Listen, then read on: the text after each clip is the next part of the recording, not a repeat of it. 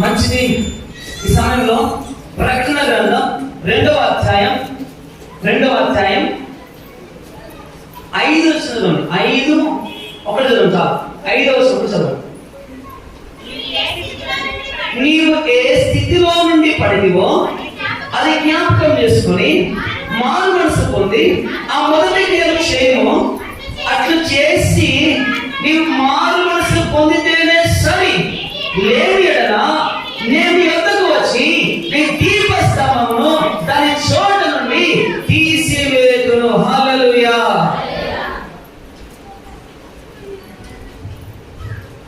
నీ లేని ఎడల నేను నీ యొద్దకు వచ్చి నీ దీపస్తంభమును దాని చోట నుండి తీసేస్తాను అంటున్నాడు.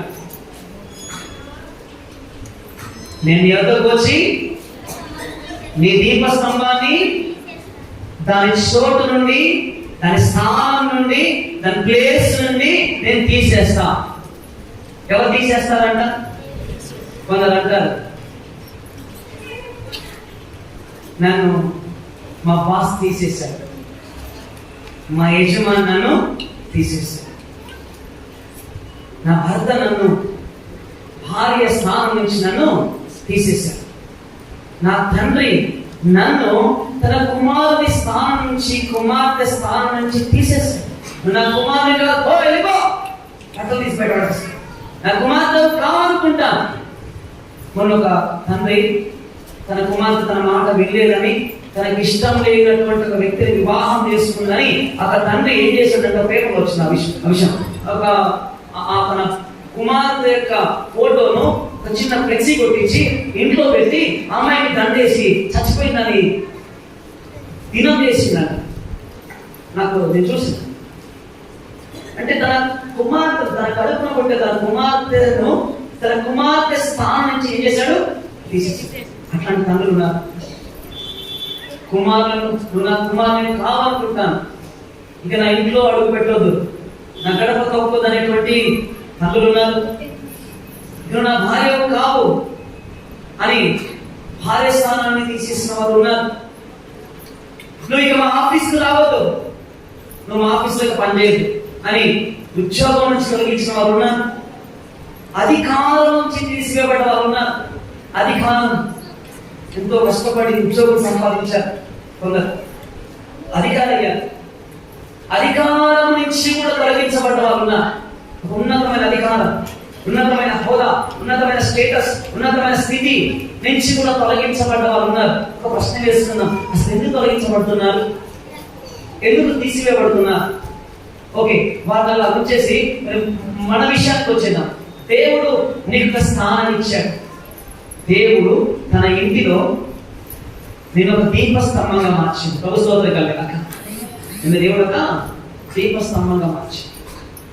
అయితే నీ దీపస్తంభమును అంటున్నాడు, నేను దేవుని సన్నిధిలో ఒక దీపస్తంభంగా వెలుగుతున్న దీపంగా దేవుడిని చేశాను.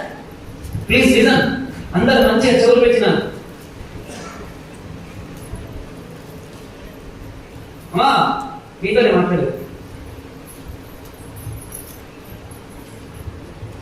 హలో చెప్పండి. దేవుడు నీకు ఒక స్థానం ఇచ్చాడు. దేవుని సన్నిధిలో నాకు ఒక స్థానం ఇచ్చిందండి. నాకు దేవుడు స్థానం ఇస్తే నేను ఆ స్థానాన్ని కాపాడుకోవాలా? ఆ స్థానం నుంచి ఇక పై స్థాయికి వెళ్ళేందుకు ప్రార్థన చేయాలి. దేవుడు నీకు ఒక స్థానం ఇచ్చాడు. ఒక మాట చెప్పిన, మీకు ఆయన కుమారుని, ఆయన కుమార్తె స్థానం ఇచ్చాడు. ఎంతమందికి ఇచ్చింది? ఇప్పుడు చెప్పండి, నేను ఆయన కుమారుని, నేను ఆయన కుమార్తెను, నేను ఆయన కుమారుని స్థానాన్ని, కుమార్తె స్థానాన్ని పొందాను. ఇప్పుడు చెప్పండి. ఎస్, చాలా మందికి దేవుడు తన కుమారుని స్థానాన్ని, తన కుమార్తె స్థానాన్ని ఇచ్చాడు. నువ్వు దేవుని బిడ్డవు, నువ్వు దేవుని యొక్క సంతానం, నువ్వు ఆయన యొక్క స్వాస్థ్యం. కొంతమందికి సేవలో స్థానం ఇచ్చాడు. దేవుని సన్నిధిలో సేవ చేసే స్థానం ఇచ్చాడు. అయితే నేను ఒక దీప స్తంభంగా దేవుడు మార్చాడు. అయితే చాలా మంది పోగొట్టుకుంటున్నారు. కుమారుని స్థానం పోగొట్టుకుంటున్నారు, దేవుని కుమార్తె స్థానం పోగొట్టుకుంటున్నారు, దేవుని సేవ చేసే స్థానం పోగొట్టుకుంటున్నారు, దేవుని ఆశీర్వాదాలు పొందుతున్నటువంటి భాగ్యాలు చాలా మంది పోగొట్టుకుంటున్నారు, మధ్యలో పోగొట్టుకుంటున్నారు, నిలబెట్టుకోలేకపోతున్నారు.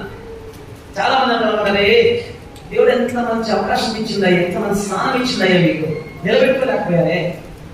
హల్లెలూయా, నిలబెట్టుకోలేకపోయారంట చాలా మంది. కొంతమందికి దేవుడు ఐశ్వర్యం ఇస్తాడు, కానీ వాళ్ళు నిలబెట్టుకోలేకపోతారు. కొంతమందికి దేవుడు ఆ ఆస్తిని ఇస్తాడు, నిలబెట్టుకోలేకపోతారు. కొంతమందికి దేవుడు ఉత్సాహం ఇస్తాడు, నిలబెట్టుకోలేకపోతారు. అక్రమానికి అలవాటు పడి, అన్యాయానికి అలవాటు పడి, మోసాలకు అలవాటు పడి, పాపానికి అలవాటు పడి, లోకానికి అలవాటు పడి, లోకాశలకు అలవాటు పడి, ఎక్కడో ఒక పడి, ఏదో ఒక విషయంలో పడి మోసపోయి నష్టపోయే వాళ్ళు, తాము పొందిన స్థానాన్ని పోగొట్టుకునే వాళ్ళు కోట్ల మంది ఉన్నారు. ఆ జాబితాలో నేను మనం ఉండొద్దని కోరుకుంటున్నా. అలా చెప్తాము. మైక్ పట్టుకొని పాట పడే స్థానం దేవుడికి ఇచ్చిందేమో, దేవుడి సన్నిధిలో వంట చేసే స్థానం నీకు ఇచ్చిందేమో, చాపలు వేసే స్థానం నీకు ఇచ్చిందేమో, దేవుడికి పరిచయం చేసే స్థానం దేవుడు నీకు ఇచ్చిందేమో. అది ఎంత గొప్ప భాగ్యం తెలుసా? బలిపీఠం ఎక్కే స్థానం దేవుడు ఇచ్చిందేమో, ఈ మైక్ పట్టుకొని దేవుడిని స్తుతించే స్థానం దేవుడు నీకు ఇచ్చిందేమో, దేవుడి మందిరం కట్టేటువంటి అవకాశం, స్థానం దేవుడికి ఇచ్చింది. ఎంత భాగ్యం తెలుసా?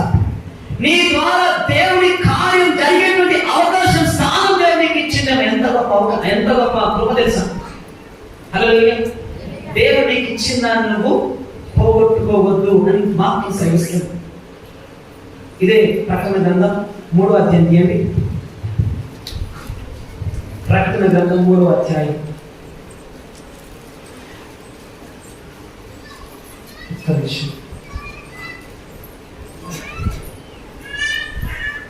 ప్రకటన గ్రంథం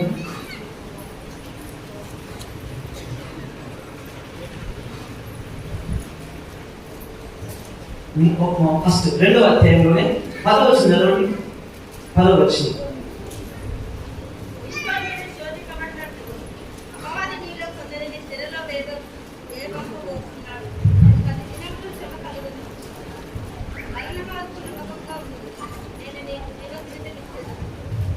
సో దేవుడు నీకు ఏదైనా ఇస్తే ఆ ఇచ్చిన విషయంలో నువ్వంట నమ్మకంగా ఉండాలంట. హల్లెలూయా చెప్పండి. ఎట్లుండాలి? నమ్మకం. తర్వాత అదే ప్రకటన గ్రంథం 3వ అధ్యాయము ఇప్పుడు 11 వచనం చదవండి. నేను త్వరగా వస్తున్నాను, ఎవడును నీ కిరీటము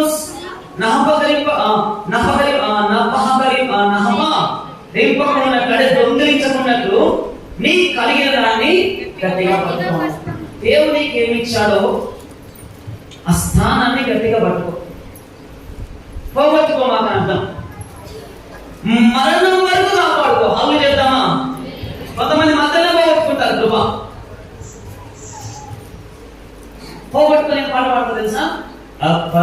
ఆరాధిని యేసయ్యా కృప చూపి బ్రోవుమయ్యా. కానీ ప్రభు ఏమంటుందంటే మరణం వరకు నమ్మకంగా నిలబడి అంటున్నాడు. నువ్వు పడే పరిస్థితులు ఎన్నో వస్తాయి.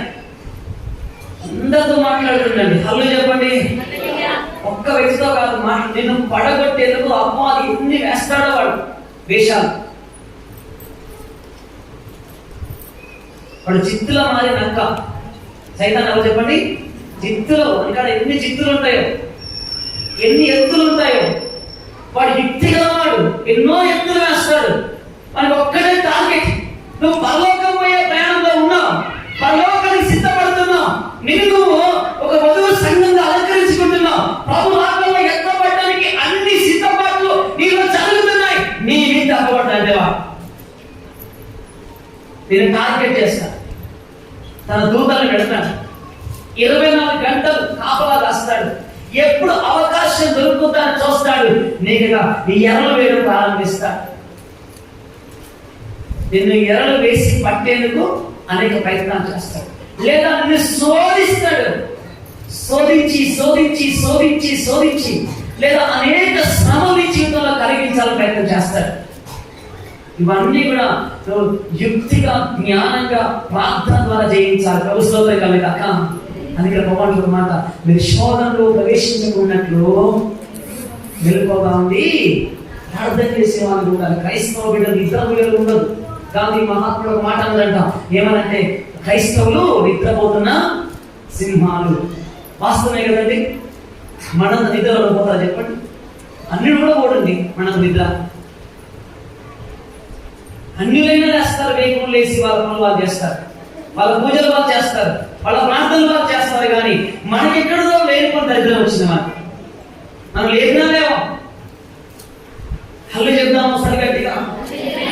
అన్యులకైనా భయం ఉందండి. పెద్దలుగా లేవాలి.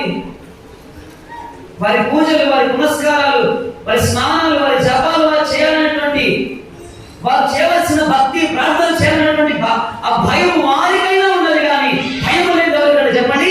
నిద్రమత్తులుగా ఉండేవారు చెప్పండి? క్రైస్తవ బిడ్డలు. అందుకనే అనేక అన్యజనులు నశించిపోతున్నారు. యోనా లాంటి ప్రవక్తలు నిద్రపోతున్నారంట ఓడ విభాగానికి. ఏలియా లాంటి ప్రవక్తలు అరణ్యాలకు నిద్రపోతున్నారట. పేతురు లాంటి భక్తులు చెరసాల సైతం నిద్రపోతున్నారట. కొండ మీద యేసుప్రభువుని నిద్రపోతాడు. ప్రసోదం కాక వాస్తవం అంటారా కాదంటారా? మరి నిన్ను నన్ను మనను పట్టి పీడించట్లేదా నిద్ర? మన పక్క అంటున్నది అన్నా, నేను ఇట్లా ప్రార్థన చేయడం మోకరించగానే నన్ను అమ్ముకుడు నిద్ర అంటుంది. ప్రార్థించేందుకు మోకరించగానే ఆమెలోకి ఏమొచ్చేస్తుందండి? నిద్రాత్మ వచ్చేస్తుంది. అది దురాత్మ. కానీ ప్రభు అంటున్నాడు, నీకు వెలుగు ఆత్మ కావాలి. ప్రభు స్తోత్రం కలుగాక. హల్లెలూయా, హల్లెలూయా, హల్లెలూయా, హల్లెలూయా. వెలుగు ఆత్మ ఉండాలి. సరే, మనం టాపిక్ అనే దైవుడు కాకుండా మనం వెనక్కి వచ్చేద్దాం. ఒకసారి చూస్తే నేను నీ వద్దకు వచ్చి నీ దీపస్తంభమును దాని చోటు నుండి తీసివేస్తానన్నాడు. ఇద్దరు ముగ్గురు భక్తుల్ని పరిచయం చేయాలని ఆశపడుతున్నా. ఫస్ట్ భక్తులు ఎవరంటే, ఫస్ట్ భక్తుడు సౌలు. సమూయేలు గ్రంథం ఏంటి? మొదటి సమూయేలు గ్రంథం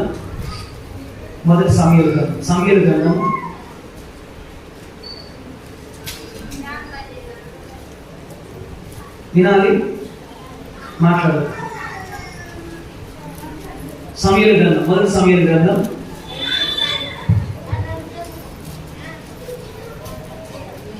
10వ అధ్యాయం 1వ వచనం చదవండి.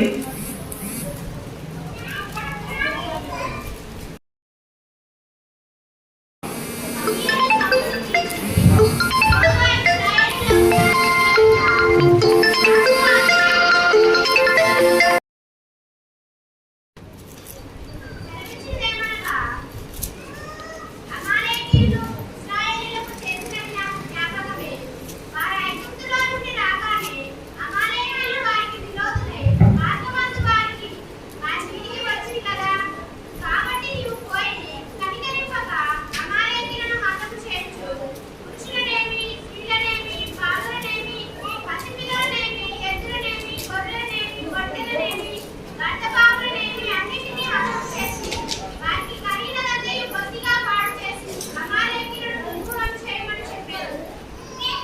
ఓకే అమ్మా. అదే సమయాల గ్రంథంలో ఇంకో మాట చదువుకున్నా.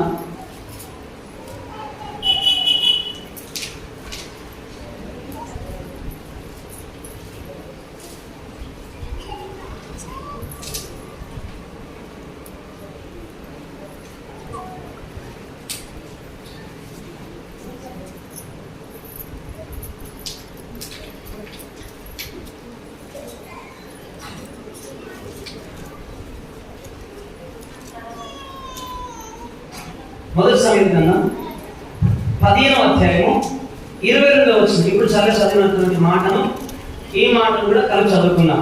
చదవండి. ఇప్పుడు 1వ సమయంలో 15:22. అందుకు సమయంలో తాను సెలవిచ్చిన ఆజ్ఞను ఒకడు కైకొనుట వలన యెహోవా సంతోషించినట్లు ఒకడు దహన బలులను అర్పించడం వలన ఆయన సంతోషించిన.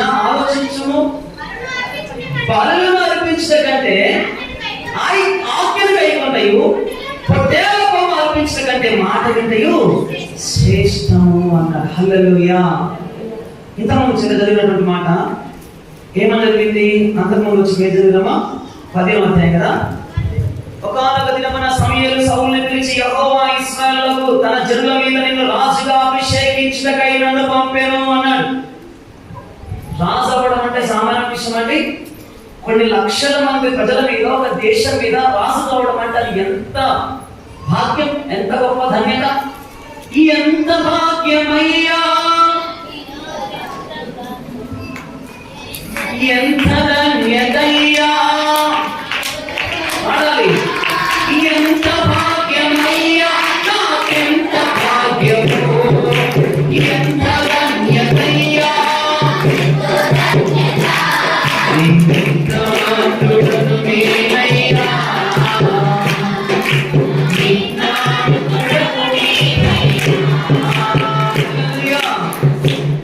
సమానమైన వ్యక్తిని, గాడులు కాసుకుంటూ బతుకుతున్న వ్యక్తిని దేవుడు చూశాడు, ఎన్నిక చేశాడు, ప్రేమించాడు, పిలిచాడు, అభిషేకించాడు, రాజుగా చేశాడు. హల్లెలూయా. ఏం చేశాడండి? రాజును చేశాడు. వినాలి ప్లీజ్ అందరినా, it's so better. So Raju చేశాడు. గొర్రెలు గాడులు కాసుకునేవాడిని మహారాజు చేసిందండి, పరిపాలన చేసేవాడిని చేశాడు. కానీ దేవుడు ఒక ఆశపడ్డాడు. నువ్వు మహారాజు నువ్వే కానీ మహారాజా మాట మాత్రం నాదే వినాలి. అలా చెప్పండి. మహారాజు చేసింది ఎవరు చెప్పండి? దేవుడు చేసింది. సౌల్ని, గాడులు కాసుకునేటువంటి సౌల్ని మహారాజు చేసింది ఎవరు? ఆయన అయిందా? ఎలక్షన్ పెట్టి అయిందా? డబ్బులు పెట్టి ఎలక్షన్ పెట్టి అయిందా? చెప్పండి. అట్లయితే నువ్వు చేయి, నువ్వు ఇష్టం చేయి. నేను డబ్బులు పెట్టినా నా ఇష్టం, నా ఇష్టంగా ఉందా, నేను ఇష్టం చేస్తాను. కానీ ఉచితంగా దేవుడి కృప ద్వారా ఒక స్థానం నీకు ఇవ్వబడింది. ఎంతటి స్థానం? చదివిపెట్ట ప్లీజ్. మహారాజుగా చేయబడ్డా. మహారాజు స్థానాన్ని దేవుడు నీకు ఇచ్చాడు ఇశ్రాయేలు ప్రజల మీద. ఆ స్థానం కాపాడుకోవాలి వద్దండి? కాపాడుకోవాలి వద్దా? కాపాడుకున్నాడా? దేవుడు చెప్పిన దానికంటే వ్యతిరేకంగా జీవించడం ప్రారంభించాడు. దేవుడు ఒకటి చెప్తే తాను మరొకటి చేస్తున్నాడు. దైవ చిత్తానికి వ్యతిరేకంగా జీవించడం ప్రారంభించాడు. హల్లెలూయా.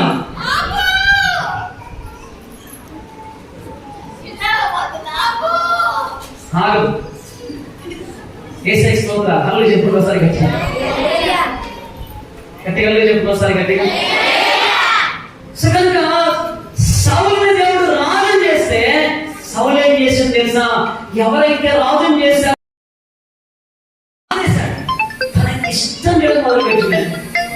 ఒక మాట చెప్పనా, మీరందరూ దేవుడు కలిగి దేవుడు చదువులో పడ్డారు. మీ ఇష్టం చేసేందుక దేవుడు చిత్తం చేసేందుకా? మీ ఇష్టం చేసేందుక దేవుడు చిత్తం చేసేందుకా? అన్న నాకు ఇష్టం అనిపిస్తుందన్నా, నేను కూడా స్టైల్ చెప్తానన్నా, నాకు కూడా మైక్ ఇవ్వ. ఇష్టం నీ ఇష్టమేనా? మరి నీళ్ళు आएंगे क्या तुम घर है इसको మీరు నీళ్ళని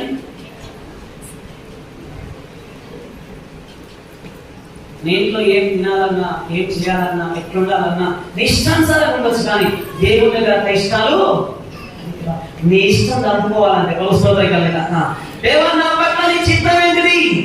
నా పట్ల నీ ప్రణాళిక ఏంటయ్యా? నన్ను పిలిచిన ఉద్దేశం ఏంటయ్యా? నా పట్ల నీ ప్రణాళిక ఏంటయ్యా?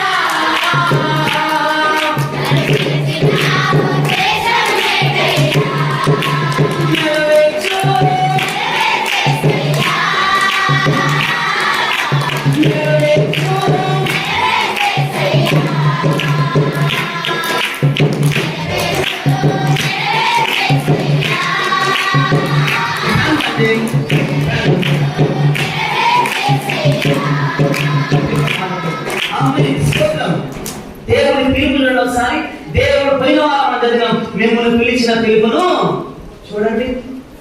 ఎట్లాంటి పిలుపు? చీకట్లో నుండి పేతురు రాసిన మొదటి పత్రిక 2వ అధ్యాయం 9వ వచనం. మీరు చీకటి నుండి ఆశ్చర్యకరమైన తన వెలుగులోనికి మిమ్మల్ని పిలిచిన వాని పునాదిశను ప్రచురం చేయ నిమిత్తము ఏర్పరచబడిన వంశము, రాజులైన యాజక సమూహం, దేవుని సొత్తైన ప్రజలు మీరు. అందరు విన్నారు? చెవులు కొంచెం పెద్ద చేసుకున్నారు. అల్లు చెప్పడం గట్టిగా.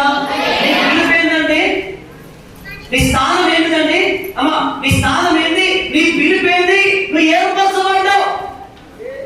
పిలువబడిన నీవు దేవుని చేత ఏర్పరచబడ్డా. ఇది ఎప్పుడైనా దేవుని చిత్తం ఉంటే పిలువబడ్డా, ఏర్పరచబడ్డా. తర్వాత ఎప్పుడైనా చూద్దాం, నెక్స్ట్ చెప్తాం. కానీ నీ పిలుపు ఏంటంటే రాజులైన యాజక సమూహం.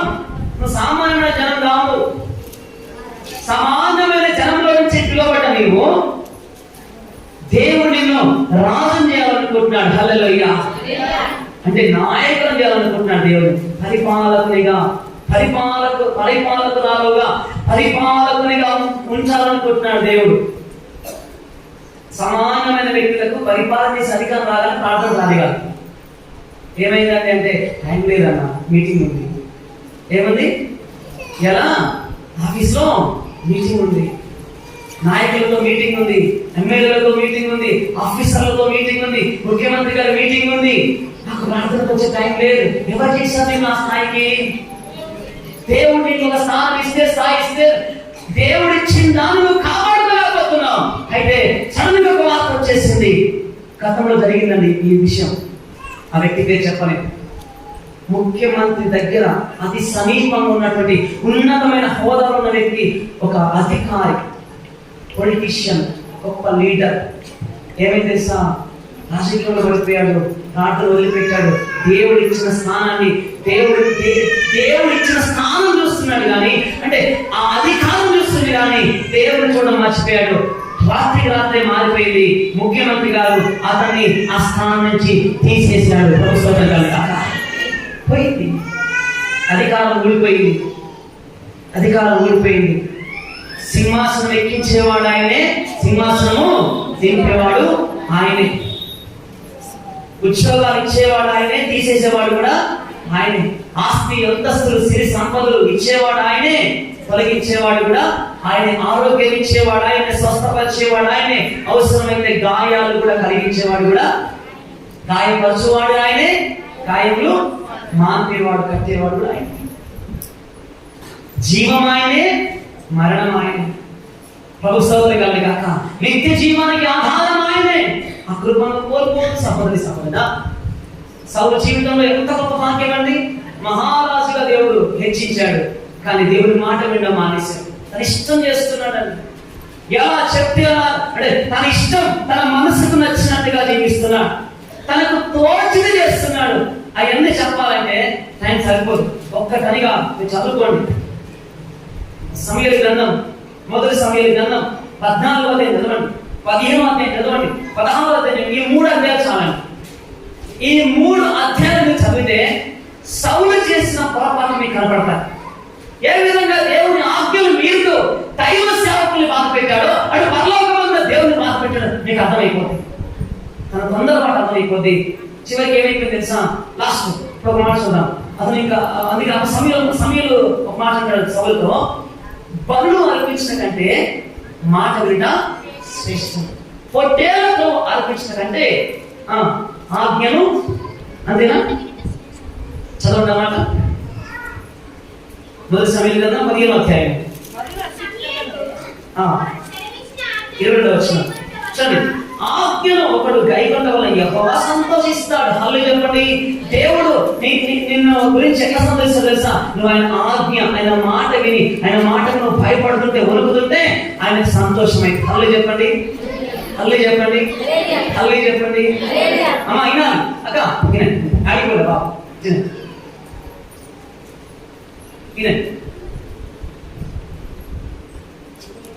నిన్ను గురించి దేవుడు ఎప్పుడు సంతోషమైందంటే నువ్వు ఆయన మాట వింటే సంతోషం. 6 దినాలు పని చేసుకోండి, 7వ దినము విశ్రాంతి దినం. మందిరానికి రండి, ఆదివారం ఆరాధనకు రండి అంటే నువ్వు మందిరానికి రెక్కలకు వస్తే అప్పుడు ఎవరు సంతోషపడతారు? నిన్ను బట్టి దేవుడు సంతోషపడతారు. కానీ నేను పనికి పెట్టిన యజమాని కోపడతారు. దేవుని బట్టి మనుషులు ఆగ్రహానికి గురైన బాధపడమా? దేవుని బట్టి, దేవుని యొక్క మాటను బట్టి మనుషుల జనము గద్దించబడ్డాను బాధపడమా? కానీ దేవుని సంతోష పెట్టే విషయంలో మాత్రం రాజీ పడమా? ప్రభు సోదరు కాక ఎక్కడ పరిస్థితులకు వ్యక్తులకు రాజీ పడమా? అప్పుడు ఇక్కడ సౌలు యొక్క మాత్రం గమనిస్తే, సౌలు దేవుని ఆజ్ఞను మీరాడు. దేవుడిని సంతోష పెట్టకుండా తనను సంతోష పెట్టే వ్యక్తిగా, మనుషుల్ని సంతోష పెట్టే వ్యక్తిగా జీవిస్తున్నాడు. ఇంకొంచెం ముందుకైతే, ఒకడు దహన బలులు నడిపించడం వలన ఆయన సంతోషించిన. హల్లెలూయా. నువ్వు దేవుని మాట వినకుండా, దైవ చింతన చేయకుండా నువ్వు ఇచ్చే కానుకలు, బలులు, అర్పణలు దేవుడికి ఇష్టం అంటావా? సో దేవుడికి నువ్వంటే ఇష్టం లేదు. నీ అర్పణ అంటే ఇష్టం కూడా చెప్పండి. కయ్యను అంటే దేవుడికి ఇష్టం లేదు. కయ్యను మనసు అంటే దేవుడికి ఇష్టము లేదు. మరి కయ్యను అంటే, కయ్యను మనసు అంటే, కయ్యను యొక్క ప్రవర్తన అంటే దేవుడికి ఇష్టం లేనప్పుడు కయ్యను యొక్క అర్పణ ఏమైనా అంగీకరిస్తాడు? అల్లు చెప్పండి. కయ్యను అర్పణ కూడా దేవుడికి అవసరము. దేవుని మాట వినకుండా, దైవ చిత్తానికి లోబడకుండా, దేవుని ఇష్టం చేయకుండా నువ్వు అర్పించే అర్పణ దేవునికి అవసరం లేదండి. ఏమాకండి, దేవునికి ఏ బలర్పణ మీరు ఇవ్వదండి. ప్రభు స్తోత్రం కానీ కాక దేవుడు ఇష్టపడట్లేడు. హల్లు చెప్తాం గట్టి ఒకసారి, హల్లు చెప్తాం గట్టి ఒకసారి. యేసునామానికి స్తోత్రం కలే కాక, ప్రభునామానికి మహిమ కలే కాక. సో కనుక వాక్యం సెలవిస్తుంది. ఇంకొంచెం మందికి అయితే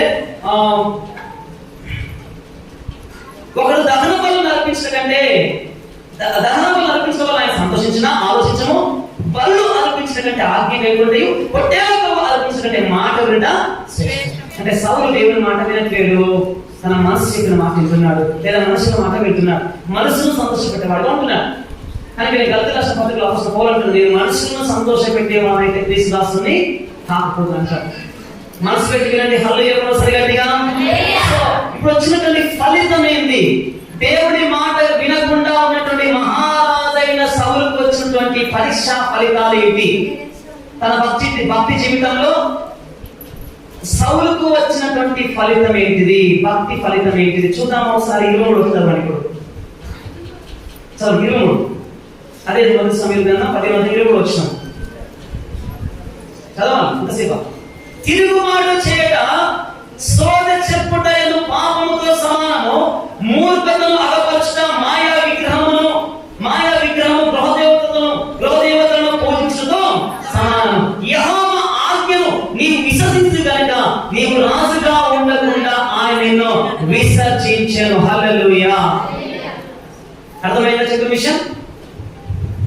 దీప స్తంభాన్ని దేవుడు తీసేసి ఇశ్రాయేలు ప్రజల మధ్యలో రాజుగా నిలబెట్టిన దీపస్తంభం, రాజుగా మహారాజుగా నిలబెట్టినటువంటి ఆ దీపస్తంభాన్ని దాని చోటు నుంచి ఏం చేశాడు? దేవుడు తీసేశాడు. గల కారణం ఏంటి? చేసిన తప్పేందండి? సౌలు చేసిన తప్పేంటిది? చెప్పాలి గట్టి. చేసిన తప్పేంటిది? దేవుని మాట వినకపోవడమే. హల్లెలూయా చెప్దామా? హల్లెలూయా చెప్దామా? హల్లెలూయా చెప్దామా? హల్లెలూయా చెప్దామా? సో దేవుని మాట వినకపోవడమే, దేవుని ఆజ్ఞను మీరడమే అతను చేసిన పాపం, తప్పు. ఆదాము అవ్వలు ఏదైనా తోటలో ఉన్నారు. దేవుడు ఉండి చెడగలుగుతాడా? తెలిసిన చెప్పండి. ఆదాము అవ్వలను ఏదైనా తోటలో దేవుడు పెట్టాడు. చివరి వరకు ఉండనిచ్చాడా? చచ్చిపోయేంత వరకు మధ్యలో వెళ్ళబెట్టాడా? మధ్యలో వెళ్ళబెట్టాడు. ఏంటి వాళ్ళు చేసిన పాపం? దేవుని ఆజ్ఞను మీరడమే వారు చేసినటువంటి పాపం. కనుక ఆ దీపస్తంభాన్ని స్నానం తీసేసాడు. వెళ్ళిపోయి అవసరం లేదా? వెళ్ళిపోండి, గెట్ అవుట్ అని వెళ్ళగొట్టేసి, నాకు అవసరం లేదు, నా మాట వినేవాడు నాకు అవసరము, నా మాట వినేవాడు నా ప్రజల మీద రాజుగా ఉండడానికి నాకు అవసరమా లేదు, నా మాట వినేవాడు నేను వేసినటువంటి ఏదైనా తోటలో ఉండడానికి అవసరమా లేదు, ఆ జీవవృక్ష ఫలములు తినే అర్హత నీకు లేదని వెళ్ళగొట్టేసి దేవదూతను ఖడ్గజ్వాలని కాపలా పెట్టినాడు. ప్రభుత్వాన్ని కనుక దేవుడు ఎంత ఉన్నతమైన ఉద్దేశంతో చేశాడు, ఎంత ఉన్నతమైన ఉద్దేశంతో పిలిచాడు, ఎంత ఉన్నతమైన ప్రణాళికను ఆలోచన దేవుడు నీ మీద పెట్టుకున్నాడు. నువ్వేం చేస్తున్నావు? పోగొట్టుకుంటున్నావు, మధ్యలో పోగొట్టుకుంటున్నావు. నడవంతరపు సిగరెట్, నడవంతరంలో వచ్చిన కొన్నిటిని బట్టి కొంతమంది ఆగరండి. హల్లెలూయా, హల్లెలూయా. ఆగరు, పోగొట్టుకుంటారు, ఎక్కడొక్కడ పోగొట్టుకుంటారు. అట్లాగే పోగొట్టుకున్నాడు సౌలు. సౌలు జీవితంలో పశ్చాత్తాపం ఎక్కడ కనపడదు. దేవుడు ఎంత చెప్పినా వినకుండా తన జీవితాంతం తను చచ్చిపోయేంత వరకు కూడా దేవుని ఆజ్ఞను మీరుగా జీవించాడు. చివరికి సౌలు ఎవ్వరు చంపలేదండి, తనను తానే చంపుకొని సూసైడ్ చేసుకొని ఆత్మహత్య చేసి చచ్చిపోయాడు సౌలు. అంత ఘోరమైనటువంటి చావు ఎవరికి రావడం, తనను తానే చంపేసుకున్నాడు, సూసైడ్ చేసుకున్నాడు. హల్లెలూయా చెప్దామా? యేసయ్య నామానికి మహిమ కలుగును గాక, పరిశుద్ధుడైన యేసయ్య నామానికి మహిమ కలుగును గాక. సో కనుక నేను నీ యొద్దకు వస్తా అంటున్నా ఆయన. అయ్యా వినండి, సౌలు దగ్గరికి దేవుని యొక్క వాక్కు వచ్చి మహారాజు ఉన్న తనను ఆ స్థానం నుంచి తప్పించిన దేవుడు, పిలిచిన దేవుడు మన దగ్గరికి రాడా? నా దగ్గరికి రాడా? చెప్పాలా? మన దగ్గరికి రాడా? యేసు నా దగ్గరికి రాలేండి అనుకోమాకండి, తప్పకుండా వస్తాడు. వారి వారి క్రియల చొప్పున చిత్తిద్దాం. ఒకసారి ప్రకటన గ్రంథం 22వ అధ్యాయం. ఈ వాక్యం దేవుడు మొట్టమొదటి నాతో మాట్లాడుతున్నాడు, తర్వాత మీతో మాట్లాడుతున్నాడు. మనం ముగించుకున్న టైం అయిపోయింది. ప్లీజ్, ప్రకటన గ్రంథం 22వ అధ్యాయం చివరి మాటలు రాయబడిన మాట ఏంటంటే, ఇదిగో నేను త్వరగా వస్తున్నాను. నెక్స్ట్ చూద్దామా? 7వ వచనం చదవండి. 22:7 ఇదిగో నేను త్వరగా వస్తున్నాను అన్నాడు. తర్వాత ఇంకొంచెం ముందుకెళ్తే 12వ వచనం చదవండి. ఇదిగో త్వరగా వస్తున్నాను, ఐఎమ్ కమింగ్ సూన్. ఎందుకు వస్తున్నట్టంటే వారి వారి క్రియలు ఉన్నాయి, వారి వారి క్రియలు చొప్పున ప్రతి వారికి ఇష్టపడిన సిద్ధపరిచిన జీతం నా యొద్ద ఉన్నది. హల్లెలూయా చెప్దామా? హల్లెలూయా చెప్దామా? దేవుడు ఒక జీతాన్ని సిద్ధపరిచాడు, ఒక బహుమానాన్ని సిద్ధపరిచాడు. యువర్ శాలరీ, నీకు ఇచ్చే జీతం దేవుని దగ్గర ఉంది, నీ క్రియలు దేవుని దగ్గర కనపడుతున్నాయి. హల్లెలూయా చెప్పండి. దేవుని దగ్గర నీ క్రియలు కనపడుతున్నాయి. ఎటువంటి క్రియలు కలిగి జీవిస్తున్నావో, దేవునికి ఏ స్థానం ఇచ్చాడో, ఏ స్థాయి ఇచ్చాడో, ఏ ఉన్నతమైనటువంటి యొక్క కృపనికి ఇచ్చాడో, ఎటువంటి ఉన్నతమైన స్థితిలో నిన్ను పిలిచాడో, తను పోగొట్టకుండా కాపాడుకుంటే చాలండి. బలా నమ్మకమైన మంచి దాసుని నీకు రెట్టింపు బహుమానం ఇస్తాడు, రెట్టింపు ఘనతను ఇస్తాడు, రెట్టింపు కృపను ఇస్తాడు, ఒక ఉన్నతమైన స్థానాన్ని, స్థాయిని దేవుడు నీకు ఇస్తాడు.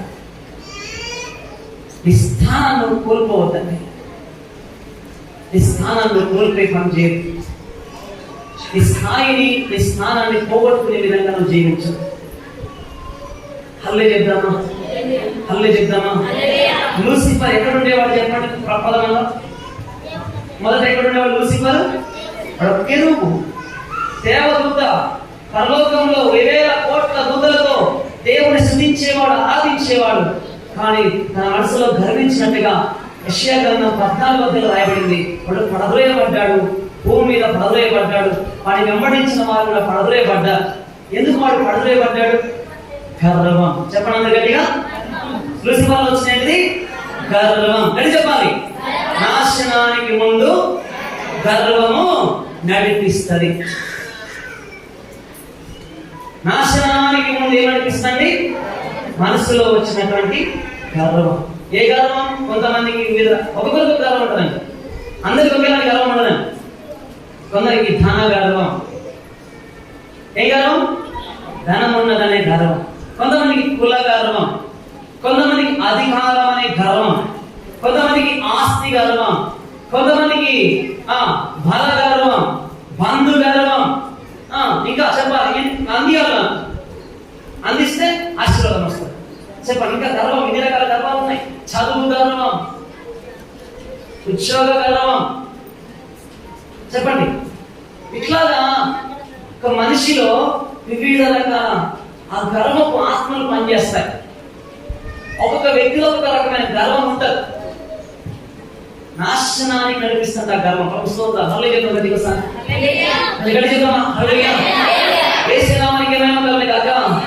అయితే మనలో ఒకవేళ గర్వమే పని చేస్తే ఆ గర్వము మనల్ని ఎటువైపు తీసుకెళ్ళిపోతుంది? మన ప్రయాణాన్ని నాశనం వైపు, నిత్య నాశనం వైపు, నరకం వైపు తీసుకెళ్ళిపోతుంది.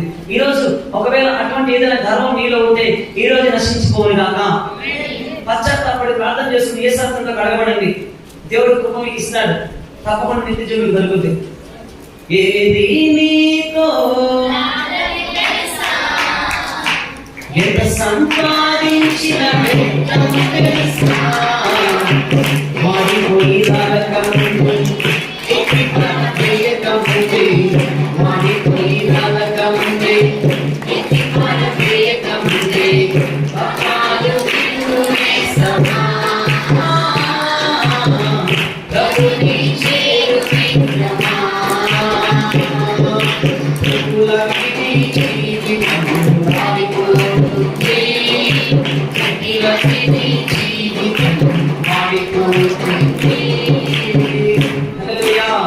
దేవుని చేతిలో బలమైన వ్యక్తిగా ఉన్నతమైన స్థానంలో వాడబడాలంటే నీ స్థానాన్ని కాపాడుకోవాలి. నేను ముగిస్తున్నా. ఒక్కటే ఉదాహరణ చెప్పాను సౌలు గురించి. ఇంకా చెప్తామంటే టైం సరిపోవట్లేదు, టైం అయిపోయింది. సో కనుక దేవుని చిత్తం అయితే మరొకసారి మళ్ళీ ఇంకా విషయాలు చెప్తాను. సో కనుక నేను నీ యొద్దకు వచ్చి నీ దీపస్తంభంలో దాని చోట నుండి తీసేస్తాను అన్నాడు. అయితే ఆయన తీసివేయకుండా మనం ఏం చేయాలన్నాడు? ఆ మాట చదువుకుని మనం విచ్చుకున్నాం. పైన వచ్చిన నీవు ఏ స్థితిలో నుండి పడితివో అది జ్ఞాపకం చేసుకో. Remember yourself, which stage, which place God given unto you. So follow you are. సో నువ్వు ఎక్కడి నుంచి పడ్డావో ఒకసారి జ్ఞాపకం చేసుకో. ఏ స్థితి నుంచి పడ్డావు, ఏ స్థానం నుంచి పడ్డావు, ఏ స్థాయి నుంచి పడ్డావు, దేవుడు ఎక్కడ నిలబెడితే ఎక్కడి నుంచి పడ్డావో జ్ఞాపకం చేసుకో. రిపెంట్, మారు మనసు పొందు. ఏం పొందాలంటే మనం చెప్పండి? మనసు మార్చుకోవాలి. యాలను క్షమించు. మోకాల మీదకి వచ్చేయాలి. హల్లు చెప్దామా? హల్లు చెప్దామా? మోకాల మీదకి వచ్చేసి పశ్చాత్తాపడి ప్రార్థన చేయాలి. అందుకు భక్తున ఒక వ్యక్తిని ఇద్దరు వ్యక్తులు పరిచయం చేస్తాను ప్లీజ్. కానీ చెప్పాలి, ఇప్పుడు టైం సరిపోదు. ఒక ఇద్దరు వ్యక్తులు పరిచయం చేస్తాను. వాళ్ళకి ఏ స్థితి నుంచి పడ్డారో ఇద్దరు వ్యక్తులు మీకు చూపించి ముగించేస్తా. వింటానన్న వాళ్ళు కట్టాలని చెప్పండి. నెంబర్ 1 ఎవరో వ్యక్తి అంటే మహారాజైన దావీదు. హల్లెలూయా. ఎవరో వ్యక్తి? మహారాజైన దావీదు. సౌలు తర్వాత దేవుడు దావీదును అభిషేకించాడు, మహారాజును చేశాడు. కానీ మహారాజైన దావీదు కూడా ఒక తప్పు చేశాడు. అదేంటంటే బెర్షెబాను పాడు చేశాడు. బెర్షెబాతో పాపం చేసి బెర్షెబా యొక్క భర్త అయినటువంటి ఉరియాను చంపేశాడు. బెర్షెబాను ఆశించి ఉరియాను చంపేశాడు. ఇది అతని దృష్టిలో తప్పు అనిపించలేదు, అతని దృష్టిలో తప్పు అనిపించకపోవచ్చు, ప్రజల దృష్టిలో తప్పు అనిపించకపోవచ్చు, కానీ దేవుని దృష్టిలో అది మహాపాపం అయిపోయింది. అందుకు తత్ఫలితంగా దేవుడు సౌలునైతే మహారాజుగా ఉండొద్దని దేవుడు నిర్ణయించాడు. కానీ దావీదుని అయితే చంపేయాలనుకున్నాడు. దావీదు ఏం చేయాలనుకున్నాడు? చంపేయాలనుకున్నాడు. దేవుడు చంపాలనుకుంటే ఎవరు భక్తులండి? ఇప్పుడు మనుషులు చంపాలని చూస్తే మనల్ని దేవుడు బతికిస్తాడు, కాపాడతాడు, రక్షిస్తాడు, కంచె వేస్తాడు. ఆయన దగ్గర కాపాడతాడు. హల్లు చెప్దామా? దేవుడు తప్పిస్తాడు. సెల్ ఫోన్ హల్లు చెప్తారు. సరే, ఇప్పుడు మనుషులు చంపాలని మనం చూస్తే ఎవరైనా, మిమ్మల్ని చంపాలని చూస్తే ఎంతమంది లేరండి? ఉన్నారా లేదా? మీ శత్రువులు లేరు? నేను కోరుకుంటున్నా శత్రువు మేలు కోరుకుంటావా, కీడు కోరుకుంటావా? నువ్వు మేలే కోరుకోవాలి. అయితే నీకు ఎంతమంది శత్రువులు లేరు? నేను చంప చూసేవారు ఎంతమంది లేరండి? నీ మీద విషపు చూపున్న వాళ్ళు ఎంతమంది లేరు? అయితే వాక్యం సెలవిస్తుంది, వాక్యం సెలవిస్తుంది నేను ఎంతమంది చంప చూసినా ఆయన విడిపిస్తాడు. అయితే గమనించండి, దేవుడే చంప చూస్తే ఏలి పిల్లల్ని దేవుడు చంప చూశాడు, ఎవడో తప్పించాడా? అహరోను పిల్లల్ని దేవుడు చంపాలనుకున్నాడు, ఎవడు తప్పించాడా? ఉజ్జాను దేవుడు చంపాలనుకున్నాడు, ఎవడు తప్పించాడా? దేవుని ఆజ్ఞను మీరి ఆ ప్రతిమ, ఆ దూడకు మొక్కినటువంటి 3000 మంది దేవుడు చంపాలనుకున్నాడు. బతికించాడు చెప్పండి.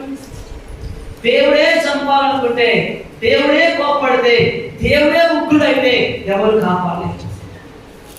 దేవుని కోపానికి మనం గురి కావద్దు. హల్లెలూయా చెప్దామా? దావీదు మీదకి దేవుని కోపం వచ్చింది. దేవుడు దావీదును చంపాలనుకున్నాడు. అంతటి కోపంతో దేవుని కోపము దావీదు మీద మండింది. ఇప్పుడు దావీదు ఏం చేసింది తెలుసా?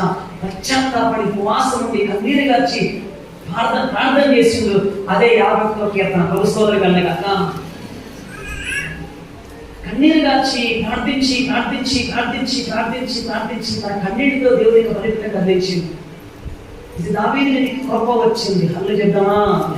దావీదు మీదకి ఏమొచ్చింది? కోపం వచ్చింది. దేవుని శిక్ష వచ్చింది, కోపం వచ్చింది దావీదు మీదకి.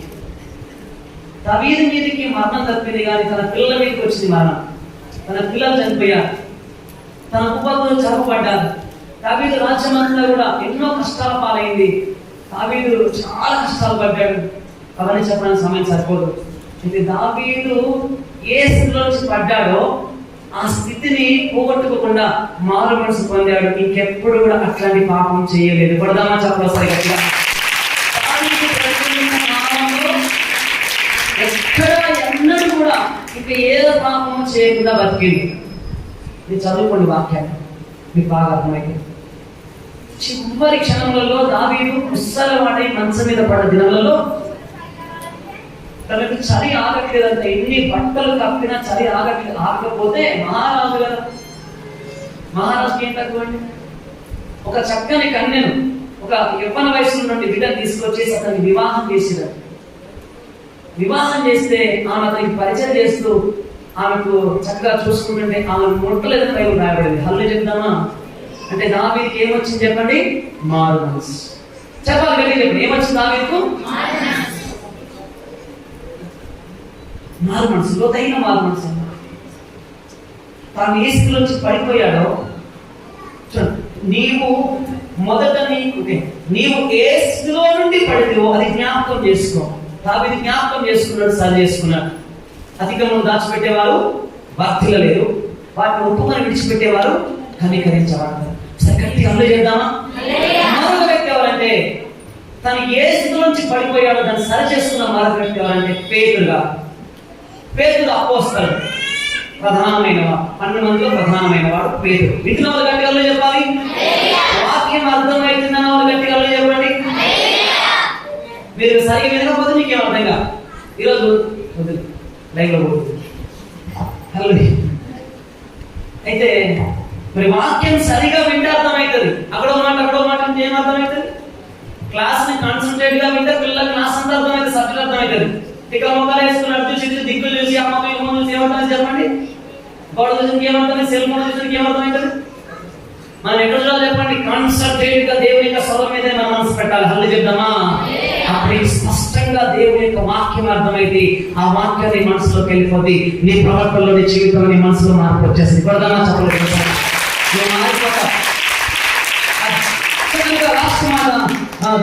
పేతురు గారి జీవితంలో మాట చూసి క్లోజ్ చేస్తున్నాను. పేతురు ఎంత మంచి సాక్ష్యం. పేతురు అపోస్తలుల్లో ప్రథమ స్థానాన్ని సంపాదించాడు. ఆలస్యంగా వచ్చినా కూడా ప్రథమ స్థానాన్ని సంపాదించాడు పేతురు ఈ బండ మీద నేను ఆ సంఘాన్ని కడతాను. పేతురు అంటే రాయి అని అర్థం. ఆ బండ మీద, రాయి మీద దేవుడు తన సంఘాన్ని కట్టాలని ఆశపడ్డాడు. పేతురుని పునాది చేశాడు. సో ఎంతో దేవుడు యేసుక్రీస్తు జీవం గల దేవుడు ఆయన పేతురుని ఎంతో ప్రేమించాడు. నా మందని కాస్తావా, నా మందని గేపుతావని ప్రేమించినటువంటి దేవుడు యేసు పేతురుని ఎంతగా ప్రేమించాడు. కానీ ఒక సందర్భం జరిగింది. ఒక సందర్భం యేసు అంటాడు, మీలో ఒకరిని నన్ను అప్పగిస్తున్నా అంటాడు. ఇప్పుడు పేతురు ఎవరు తెలుసు? అయ్యా మీలో ఎవరిని అప్పగించినా నేనైతే మాత్రం నీతో పాటు చచ్చిపోయేది కూడా రెడీగా ఉన్నా అంటాడు. అప్పుడు యేసు అన్నమాట తెలుసా? నేడు కోడి కుయ్య మునిపే నేనెవరో ఎరుగునని నువ్వు 3 సార్లు అబద్ధం ఆడతావు అంటాడు. లేదు ప్రభా, ఏదేమైనా కానీ నేనైతే అబద్ధం ఆడను, నీతో పాటుగా చచ్చిపోవడానికి నేను రెడీగా ఉన్నా అన్నాడు. హల్లు చెప్తామా? సర్లే చూద్దామని చెప్పేసి ప్రభు చేశాడు. అంత సమయం జరిగిపోయింది. ఆ రాత్రి వాళ్ళు గురివరంలో ప్రార్థన చేస్తున్నారు. అక్కడికి సైనికులు వచ్చారు. ఏసే మరణించినప్పుడు పేతురు కత్తి తీసి యేసుక్రీస్తు వారి మీదకి వచ్చినటువంటి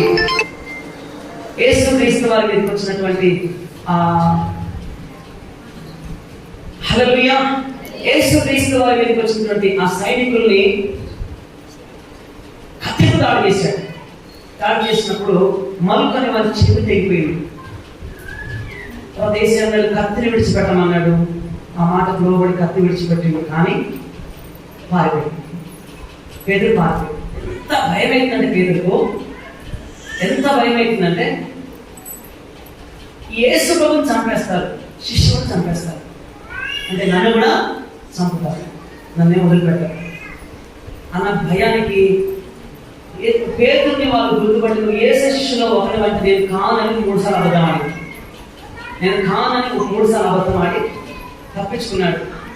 చివరికి ఆయన మాటలు జ్ఞాపకం వచ్చి పశ్చాత్తాపడి ఏడిచింది. ప్రభు స్తోత్రం కలుగుగాక. తిరిగి మారు మనసు పొంది